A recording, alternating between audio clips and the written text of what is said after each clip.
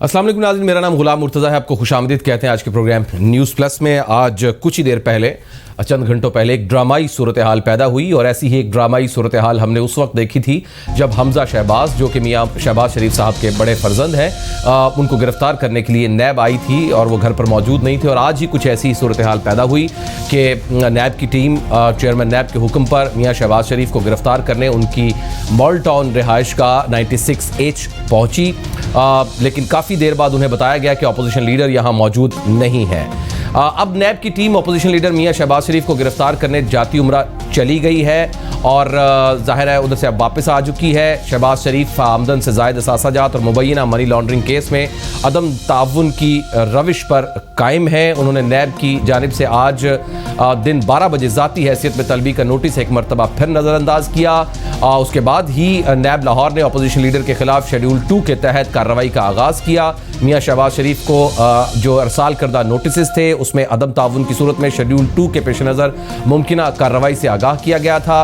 Lahore high court की जानिब से ताहाल जमानत कबल अज़ गिरफ्तारी के ऑर्डर जारी नहीं हुए थे जो आज उन्होंने पेश होना था और आज का दिन बहुत अहम था, लिहाजा नैब अपना आइनी और कानूनी इख्तियार इस्तेमाल किया उसने और वहाँ पर पहुँची।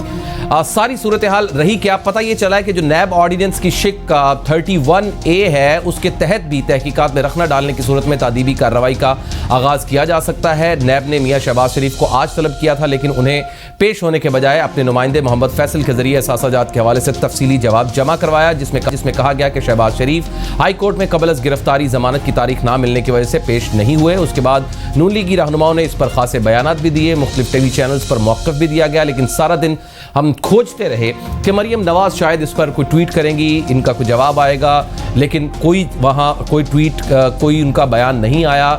सवाल ये पैदा हुआ है कि शहबाज शरीफ के बारे में अच्छा खासा मशहूर है कि वो एस्टेब्लिशमेंट के साथ अच्छे ताल्लुकात के हामी है एज़ कम्पेयर टू मियाँ नवाज शरीफ साहब। और सवाल ये भी हो रहा है कि क्या मुफाहमत ने उन्हें धोखा दे दिया है। कल से ही आज के दिन को बहुत अहम गर्दाना जा रहा था और गुज़श्ता कल से हम आपको एनालिसिस दे रहे हैं कि चंद रोज़ पहले खबर अफवाह उड़ी थी कि शायद ये प्लान किया जाए कि मियाँ मोहम्मद नवाज शरीफ की वापसी की अफवाह उड़ाई जाए कि वो पाकिस्तान आ रहे हैं। डॉक्टर अदनान भी वापस आए और उसके बाद एक तस्वीर का मामला हुआ और ये भी तय हुआ कि खुद शहबाज शरीफ साहब ने प्री रेस्ट बेल के लिए अप्लाई किया है और आज बेल होनी है, लेकिन ज़ाहिर है वो बेल नहीं हो सकी और आज नैब ने भी छापा मारा। तो ये ताने बाने कुछ जुड़ते हुए नज़र आ रहे हैं कि आने वाले दिनों में मामलात होंगे क्या। ठीक एक दिन पहले नैब ने उनके घर पर छापा मारा और नैब के पास वारंट गिरफ्तारी भी थे, लेकिन उनकी अदम मौजूदगी की बिना पर नैब खाली हाथ ही नाकाम वापस लौट गई। वहाँ मौजूद रहे सारा दिन सीनियर सहाफ़ी आसिम नसीर साहब, वही मेरे साथ मौजूद हैं, उनसे सारा अहवाल जानते हैं कि दरअसल हुआ क्या, मामलात क्या चल रहे हैं, क्या अंदर की कहानी है। मुस्लिम लीग नून के जो अहम अरकान हैं, जो उनके सरबराहान रहे हैं, उनकी जो कोर है उनके साथ बड़े अच्छे मरासिम है, बड़े करीब से इन चीज़ों को समझते हैं। और सब बहुत बहुत शुक्रिया, एक दिहाई से ज़्यादा आपको रिपोर्टिंग करते हुए ख़ास तौर पर मुस्लिम लीग नून की बीट आप करते नज़र आते हैं, मुख्तलिफ और बीट करते बहुत सीनियर सहाफ़ी हैं आप। ये फरमाइएगा कि सारा दिन आपने क्या देखा, वहाँ हुआ क्या शहबाज शरीफ साहब को पहले से पता था कि नैब आने वाली है उनके पास, टीम उनके पास उनको गिरफ्तार करने के लिए, क्या पता चला वहाँ सारा दिन? बहुत शुक्रिया गुलाम मुर्तज़ा, आपने मुझे यहाँ पर दावत दी।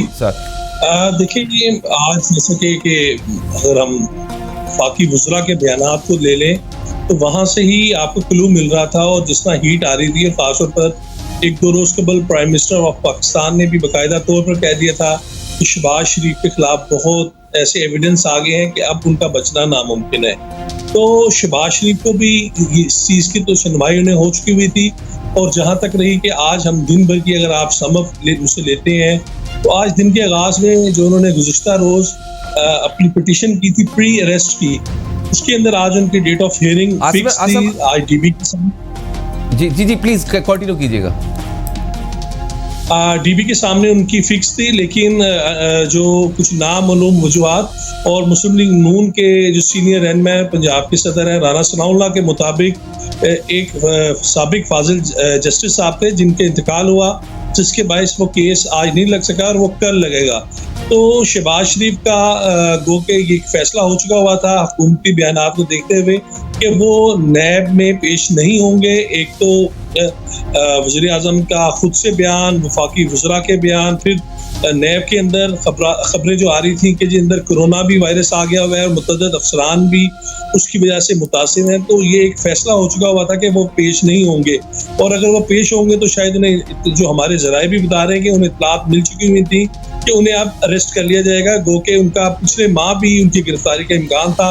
लेकिन रमजान की स्ट्रेटजी क्या है नून लीग की? यानी कि जाहिर है अब नैब घर तक आज पहुंची, गिरफ्तारी कंफर्म हो रही है, दूसरी तरफ प्री रेस्ट बेल भी अप्लाई की हुई है।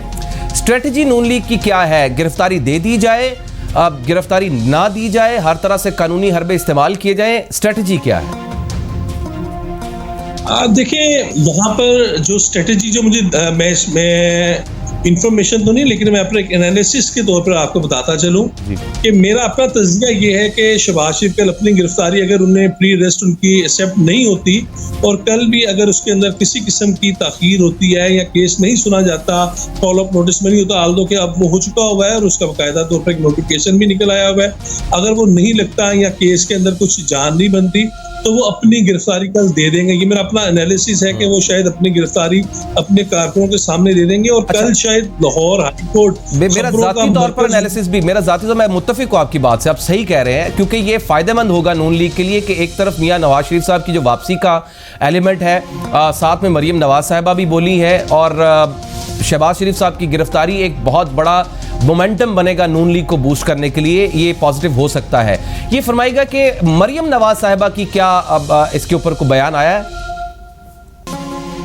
मेरा ख्याल है मरियम नवाज शायद अभी थोड़ा सा वो चीज़ों को देख रही हैं और हो सकता है कि रात के कुछ और पहर गुजरने के बाद यहाँ तो उनका कोई ट्वीट जो है वो सामने आ जाए। आल्दो अगर आज नहीं आया तो कल वो लाजमी इस तमाम जो आज की एपिसोड हुई है और जो कल होने जा रही है, क्योंकि कल मैं आपको बताऊं कल लाहौर की हिस्ट्री में कल का दिन बड़ा अहमियत का हामिल होगा। एक लंबे अरसे के बाद कल आपको पॉलिटिकल वर्कर्स भी जो है नजर आएंगे कल सड़कों पर, और मुस्लिम लीग नून ने इस हवाले से अपनी मुकम्मल तैयारी कर ली है। मैं आपके प्रोग्राम के में ये खबर भी अपने नाज़रीन तक पहुँचाऊँगा कि इत्तला यही है और जो कहा जा रहा है कि तमाम मुस्लिम लीग नून के MNA MPs कल मुकम्मल स्ट्रेंथ के साथ लाहौर हाई कोर्ट पहुंचे और वहां पर शहबाज शरीफ के केस की हेयरिंग के दौरान तमाम के तमाम अफराद अगर उन्हें अंदर नहीं भी आने दिया जाता है तो हाई कोर्ट के अतराफ में लाजमी मौजूद हो। दो possibilities, I got you Asif साहब, आई गॉट यू। ये बड़ी ब्रेकिंग न्यूज है क्योंकि ये पहले इस तरह से वो मोमेंटम नहीं बन रहा था। ये फरमाइएगा मियां नवाज शरीफ साहब के बारे में क्या खबर है? आ रहे हैं वापस, रियली आ रही है? और डॉक्टर अदनान की वापसी क्यों हुई है? देखिए, डॉक्टर अदनान के हवाले से डॉक्टर अदनान से मेरी बात हुई थी तो उनका कहना था कि वो कुछ डॉक्यूमेंट्स और कुछ उनके मामला थे उसके लिए यहाँ पर आए हैं, लेकिन मुझे ज़्यादातर उसमें यही लग रहा है कि वो नवाज शरीफ साहब का जो केस है और जो उनकी मेडिकल की रिपोर्ट्स हैं उन्हें लेके आए हैं, क्योंकि नवाज शरीफ साहब का तकरीबन 2 माह से ज़ायद हो चुका हुआ है कि उनका प्रोसेस जो था, जो उनकी हार्ट की सर्जरी होनी थी वो रुकी हुई है। उसके साथ साथ उनकी जो ब्रेन को जाने वाली जो एक शरियान है उसके अंदर भी क्लॉटिंग तकरीबन 65% हुई हुई है। उसके लिए भी कहा जा रहा था कि वहाँ पर शायद किसी किस्म की जो है स्टंटिंग की जाए। अच्छा, एक और मुख्तसर एनालिसिस दीजिएगा, एक और मुख्तसर एनालिसिस दीजिएगा। इसमें कोई शक नहीं है कि 2 ग्रुप वाज़े तौर पर नजर आते हैं, एक है नवाज शरीफ टिल्टेड, एक है शहबाज शरीफ टिल्टेड। गो ये सारे जुड़े हों, एक दूसरे के साथ बात सुनते हों, सबकी ये 2 ग्रुप्स एक वाज़े तौर पर नजर आते हैं, चाहे वो शहबाज शरीफ साहब के अंडर ही सारे काम कर रहे हो या नवाज शरीफ साहब के अंडर काम कर रहे हो या मरियम की बात सुन रहे हो, ये अलग बात है। स्ट्रेटजी क्या ये हो सकती है कि शहबाज शरीफ साहब अगर खुदा न खास्ता कल उनकी गिरफ्तारी हो जाती है, मिसाल के तौर पर मियां मोहम्मद नवाज शरीफ, मरियम साहिबा आउट ऑफ कंट्री हैं, तो फिर मुस्लिम लीग नून की जो बूस्टिंग पावर होगी वो कैसे होगी? वो स्ट्रेटजी कुछ इसके ऊपर एनालिसिस दे सकते हैं कि फिर आगे मुस्लिम लीग नून के पास रास्ते क्या होंगे? देखिए, अभी मैं आपको एक चीज बताऊं, लोग इसे शायद थोड़ा उसे मिसअंडरस्टैंड भी कर रहे हैं और इंटरप्रेट भी उसे गलत कर रहे हैं। अभी मुस्लिम लीग नून की क़यादत जो है वो तमाम की तमाम नवाज शरीफ के हाथ में है, और अगर कोई ये कहे कि शहबाज शरीफ गिरफ्तार हो जाएंगे या मरियम गिरफ्तार हो जाएंगी, असल में जो असल ट्रम्प कार्ड था वो तो यहाँ से जाके बाहर बैठ गया हुआ है। यही तो सवाल है ना कि वो है नहीं यहाँ पर और बात भी नहीं कर रहे, ट्विटर भी खामोश है, बयान भी कोई नहीं आ रहा शहबाज शरीफ के अंदर। मैं आपको ये थोड़ा सा समझाना चाह रहा था कि नवाज शरीफ ही पाकिस्तान मुस्लिम लीग नून की भागदौड़ को संभाल रहे हैं। मरियम नवाज अगर ट्विटर में हो भी जाएंगी, वो 2 दिन 3 दिन 1 हफ्ता बोलेंगी, उन्हें भी नैब की तरफ से नोटिस आ जाएंगे। वो पहले ही जमानत पर है और उन्हें इस्तिस्ना मिला हुआ है हाजिरी से, जो कि नवाज शरीफ को भी मिला हुआ है, तो उनकी तो फिर दोबारा से उनकी समातें शुरू हो जाएंगी। तो मेरा ख्याल है मरियम शायद अभी उस तरह नहीं, मेरा अपना ये है कि मरियम उस तरह एक्टिव नहीं होंगी। अगर होंगे तो अभी शायद खाकान अब्बासी और जो सेकंड टियर की लीडरशिप है वो शहबाज शरीफ की गिरफ्तारी हो जाती है। कैसे एक्सेप्ट करेंगे? कारकुन तो नवाज शरीफ का चेहरा देखना चाहते हैं, कारकुन तो शहबाज शरीफ का चेहरा देखना चाहते हैं, मरियम का चेहरा देखना चाहते हैं। कारकुन जो होंगे, यहाँ पर आपको इंटरप्ट करता हूँ, यहाँ पर एक चीज बड़ी बदकिस्मती के साथ कही जा सकती है कि शहबाज शरीफ जब से वापस आए हैं, उन्होंने अपने जो MNA MPs हैं उनसे मुलाकात नहीं की। अभी जो सेशन बुलाया गया था उनकी कॉल पर, वो उसमें नहीं गए। तो यहाँ पर कारकुन के चेहरे देखने की बात नहीं है, बात है हम पॉलिटिकली जब बात करते हैं तो पॉलिटिक्स के अंदर टोटल का टोटल पावर गेम है। और अगर पावर गेम से बाहर तो वो पॉलिटिक्स खत्म हो जाती है। तो यहाँ पर अवाम उनकी देखना चाह रहे हैं, किसी नहीं देखना चाह रहे, ये बात की बात है। इस वक्त असल जो बात है वो ये है कि शहबाज शरीफ गिरफ्तार होते हैं तो जो नवाज शरीफ का नैरेटिव था, तो इसका मतलब है वो ही दुरुस्त था। और शहबाज शरीफ को अगर जो तसल्ली देके लाया गया, और मैं आपको बड़ा कंफर्म बता रहा हूँ, शहबाज शरीफ को तो नवाज शरीफ को बल्कि एक रोज 24 घंटे पहले तक नहीं पता था कि शहबाज शरीफ वापस जा रहे हैं। ये मैं आपको बहुत ही ऑथेंटिक 24 आवर्स पहले भी नहीं पता था कि कल शहबाज शरीफ की फ्लाइट है, और इन्होंने इसे इतना गुप्त रखा था। अगर अभी भी शहबाज शरीफ गिरफ्तार हो जाते हैं तो जो नवाज शरीफ कहते थे कि आप सबके साथ धोखा होगा, वो बात फिर सच होगी। फिर एक मरतबा फिर एक घुमसान का रन भी पड़ सकता है, चाहे वो 6 महीने साल के बाद पड़े, लेकिन वो फिर एक मुकम्मल एक दोबारा लड़ाई होगी। और मुझे क्यों निकाला, वोट को इज्जत दो, वो नैरेटिव फिर से एक मोमेंटम पकड़ेगा। ठीक है, बहुत शुक्रिया आसिफ साहब, बहुत शुक्रिया। थैंक यू वेरी मच, आपने हमें टाइम दिया। बड़ा जबरदस्त एनालिसिस था आपका।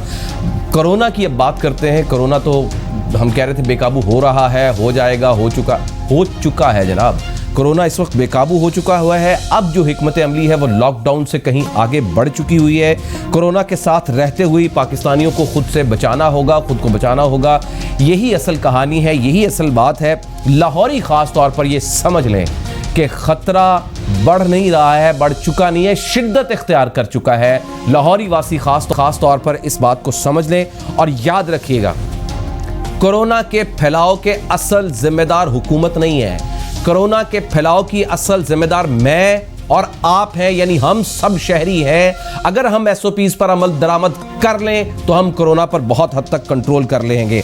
3 वजूहात है जिसकी वजह से कोरोना में एहतियात नहीं बरती जा रही है, कोरोना का SOP नहीं फॉलो किया जा रहा है। नंबर 1 कि जनाब अगर टेस्ट कराए तो सारे घर वालों को पकड़ कर ले जाएंगे और हमें क्वारंटाइन अस्पतालों में कर देंगे, और जनाब अस्पतालों में तो जगह ही नहीं है। आप किसको क्या बात कर रहे हैं? दूसरा नैरेटिव ये है कि जो रात कब्र में लिखी है वो बाहर नहीं आ सकती, लिहाजा जिससे मर्जी गले मिले, जिससे मर्जी मिले, और डरने खौफ करने की कोई बात नहीं है। आए जी बैठे गपशप मारते हैं, इकट्ठे बैठते हैं, गले मिलते हैं, हाथ मिलाते हैं, कोई मास्क की जरूरत नहीं है। ये सैनिटाइजर सब ये ड्रामेबाजी है, छोड़ दें इसको।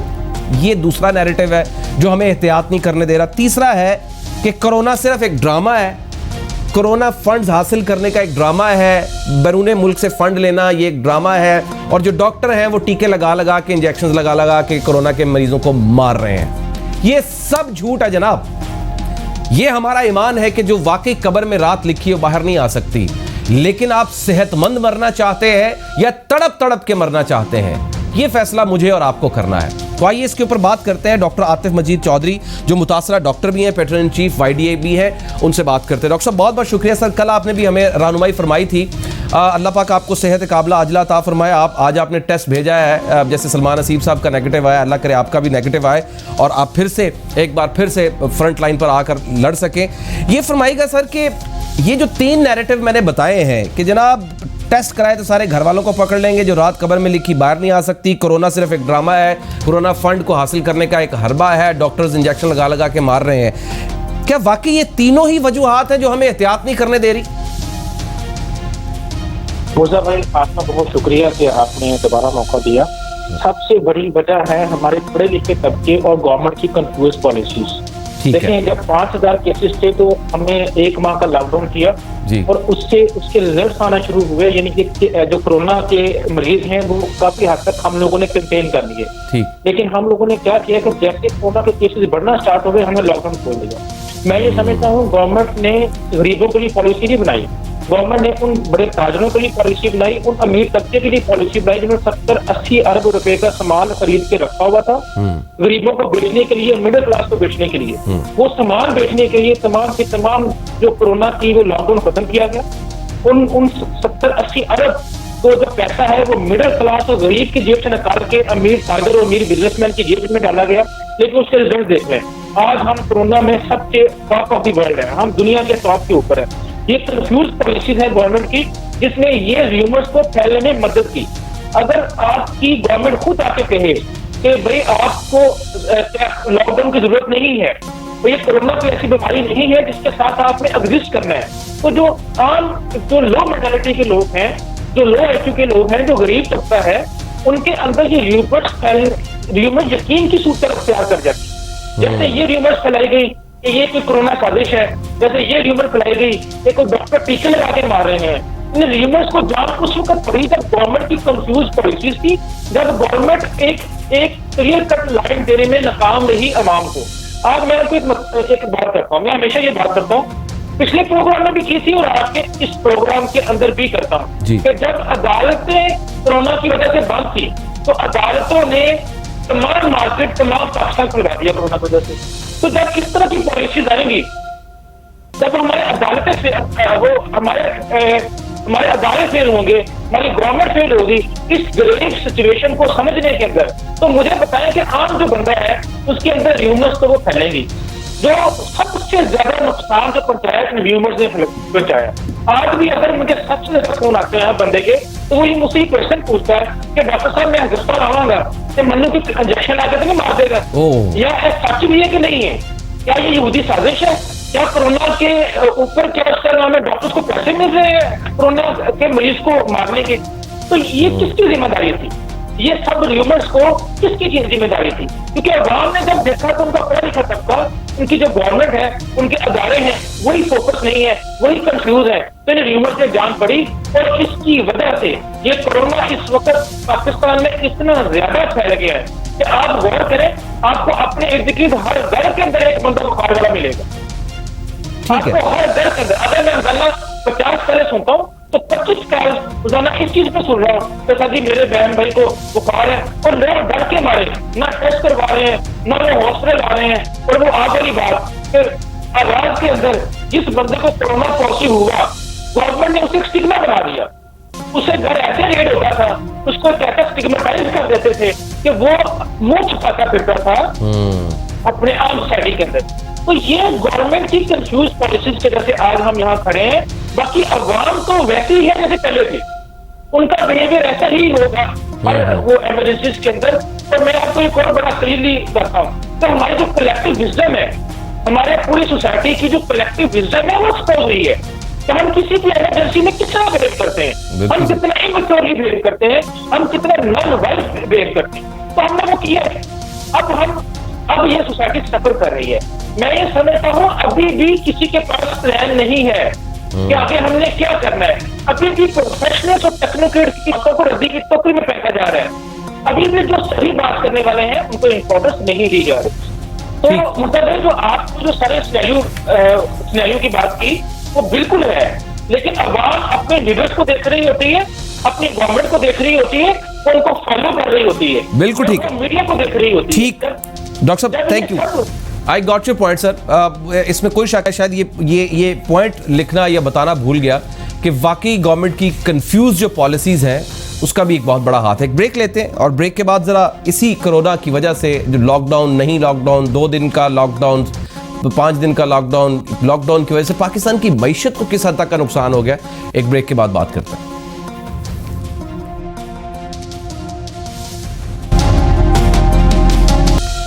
ब्रेक के बाद आपको खुशामदीद कहते हैं। पाकिस्तान की इकॉनमी को अच्छा खासा इफेक्ट हुआ है और इफेक्ट इसकी स्टेट बैंक ऑफ पाकिस्तान की मईशत पर असरात से मुतालिक एक प्रेस रिलीज भी आई और उसमें कुछ चीज़ें भी बताई गई।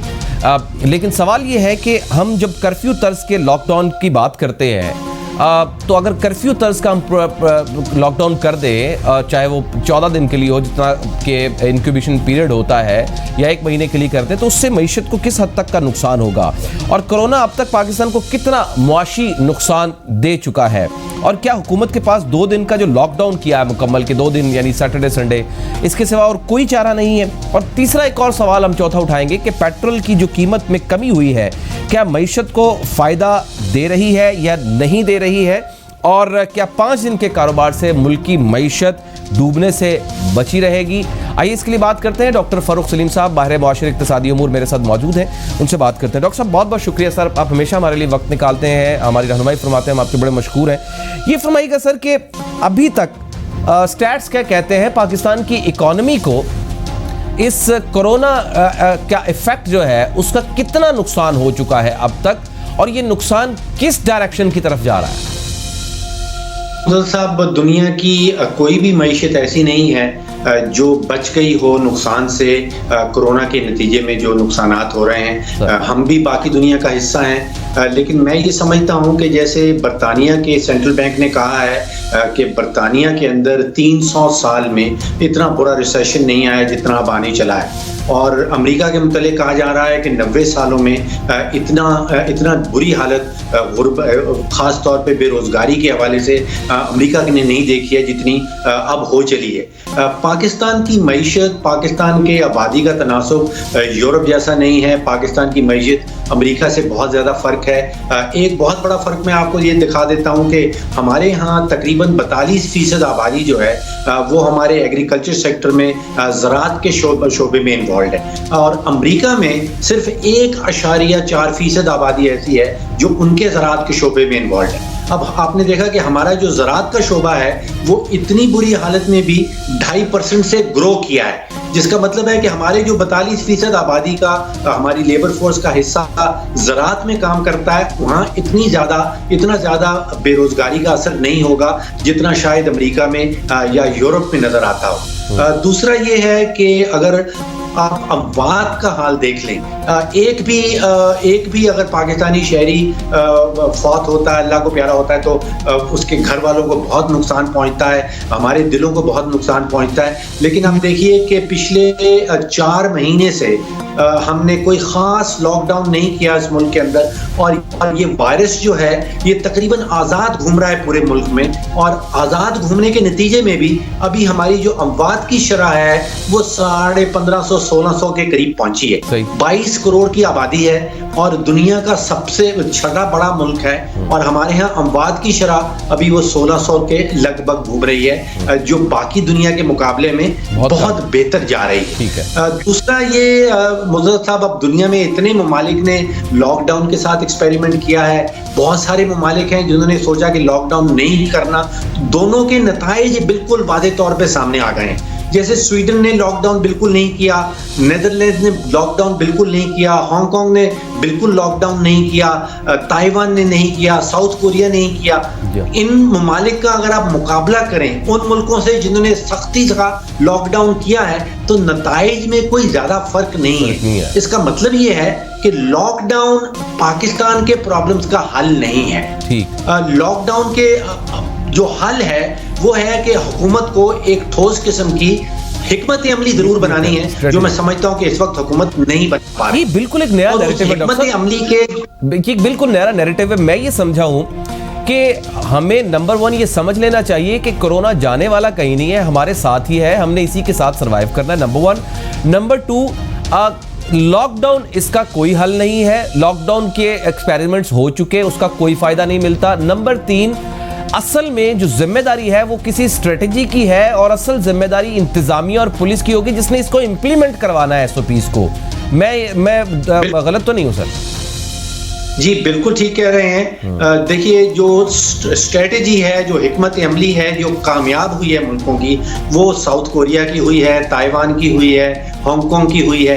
और वहां पे 3 उसके पिलर्स थे, 3 सतून थे उस हिकमत अमली का। पहला सतून है मैंडेटरी मास्क, यानी कि मास्क पहनना लाजिम करार दे दिया। दूसरा उसका सतून था सेंट्रलाइज क्वारंटीन, यानी कि हुकूमत ने क्वारंटीन के एरियाज बनाए हैं और वहां पे जो कोरोना इन्फेक्टेड लोग हैं उनको वहां पे मुंतकिल किया जाता है। तो 2 ये हो गए, एक आपका मास्क पहनना जरूरी है, सेंट्रलाइज क्वारंटीन बहुत जरूरी है और सोशल डिस्टेंसिंग को इम्प्लीमेंट करवाना है। सोशल डिस्टेंसिंग का मतलब ये कहा जा रहा है कि आपने 6 फुट दूर रहना है और कोई भी एक ग्रुप जो इकट्ठा होता है वो 9 से ज्यादा लोगों का ग्रुप इकट्ठा ना हो।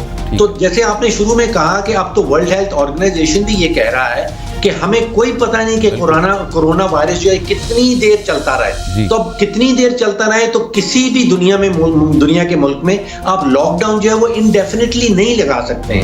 लॉकडाउन के ना तो कहीं वाज़े तौर पे कोई खास फायदे सामने नजर आए हैं, लेकिन ये नहीं कहा जा सकता कि आपके पास हिकमत अमली ना हो और उसके बगैर आप कोरोना से जंग लड़ने के लिए तैयार हो। बिल्कुल, बहुत शुक्रिया डॉक्टर साहब, thank you very much sir, thank you very much sir, हमेशा हमारे लिए वक्त, बहुत शुक्रिया सर। एक नई हिकमत अमली और नया नैरेटिव डॉक्टर साहब बता रहे हैं एंड एग्री विद दैट। ये बिल्कुल ज़रूरी है क्योंकि हमें इसी के साथ रहना है, क्योंकि हमारे पास अभी मज़ीद कोई रिसोर्सेज इतने नहीं है। लेकिन मैं पहले टाइम से ही जब प्रोग्राम शुरू किया और कई अरसे से मैं ये आपको कह रहा हूँ कि असल जिम्मेदारी आप पर और मुझ पर आती है, असल जिम्मेदारी आप पर और मुझ पर आती है। हमने खुद इससे बचना है, मास्क पहनना है, सोशल डिस्टेंसिंग रखनी है, दैट्स इट। बस यही एक काम है, यही करते रहें, हम बहुत हद तक इस पर काबू पा लेंगे। लॉकडाउन इसका हल नहीं है, किसी वक्त तक था लॉकडाउन, लेकिन अब जो मईशत की सूरत हाल बन रही है, या तो मईशत को डिबोलें तो या फिर कोरोना के साथ सर्वाइव कर लें। बहरहाल एक ब्रेक लेते हैं, ब्रेक के बाद फिर जो स्टेट बैंक ऑफ पाकिस्तान ने कोरोना की मईशत के ऊपर असरात से जारी मुतालिक एक रिपोर्ट जारी की है, उसके ऊपर बात करते हैं। वो बड़ी हौलनाक है। अगर ये सूरत हाल है तो फिर तो हम किसी और तरफ जा रहे हैं। ब्रेक के बाद इस पर इसका एनालिसिस करते हैं।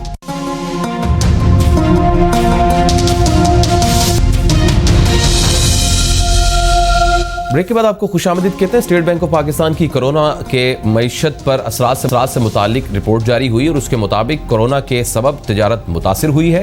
कई कंपनियां दिवालिया हो सकती हैं। कोरोना के बायस मकामी सतह पर कारोबारी सरगर्मियां मुतासिर हुई हैं। आवाम की कुव्वत खरीद घट गई है और बैरूनी सरमायाकारी भी कम हो गई है। और आलमी मईशत जो है वो मुतासिर होने से तरसीलात ज़र और सरमायाकारी में भी कमी आई है। तेल की कम कीमतों से दरामदी ममालिक को फ़ायदा हुआ है और कोरोना की वजह से मकामी सतह पर कारोबारी सरगर्मियाँ मुतासिर हुई हैं। जैसे मैंने आपको बताया, आवाम की कुव्वत खरीद घट गई है, बैरूनी सरमायाकारी भी कम हो गई है। ये सारी सूरत हाल बता रही है। तो आइए ज़रा इसके ऊपर बात करते हैं। हमारे साथ मौजूद है माहिर मुआशी और टैक्स अमूर डॉक्टर इकरामुल हक साहब। डॉक्टर साहब बहुत बहुत शुक्रिया सर, हमेशा हमारे लिए वक्त निकालते हैं, बड़े मशकूर हैं सर हम आपके। ये जो स्टेट बैंक की रिपोर्ट है सर, ये तो बड़ी हौलनाक सूरत हाल हमें समझा रही है। लेकिन स्टेट बैंक हमें यह भी तसल्ली दे रहा है कि हमने 2 लाख लोगों को बेरोजगार होने से भी बचाया है। मुल्क की मईशत को ठीक डगर में डालने के लिए कुछ सब्सिडीज भी कर रहे हैं, चीज़ें भी आगे लेकर चल रहे हैं। अब आपकी ऑब्जर्वेशन क्या है, कोरोना की वजह से हम किस डायरेक्शन पर जा रहे हैं, इसके इफेक्ट्स क्या आ रहे हैं? एक बहुत बड़ा जो उन्होंने इसका जायज़ा तो बाहर कैफ एक ऑब्जेक्टिव अंदाज में लिया है जी। और वो होना भी चाहिए, क्योंकि स्टेट बैंक ऑफ पाकिस्तान का काम है कि वो जो भी अशारिये हैं उनकी बुनियाद के ऊपर जो है वो प्रेडिक्शन करे और जो मौजूदा सूरत हाल है उसको वाज़े करे।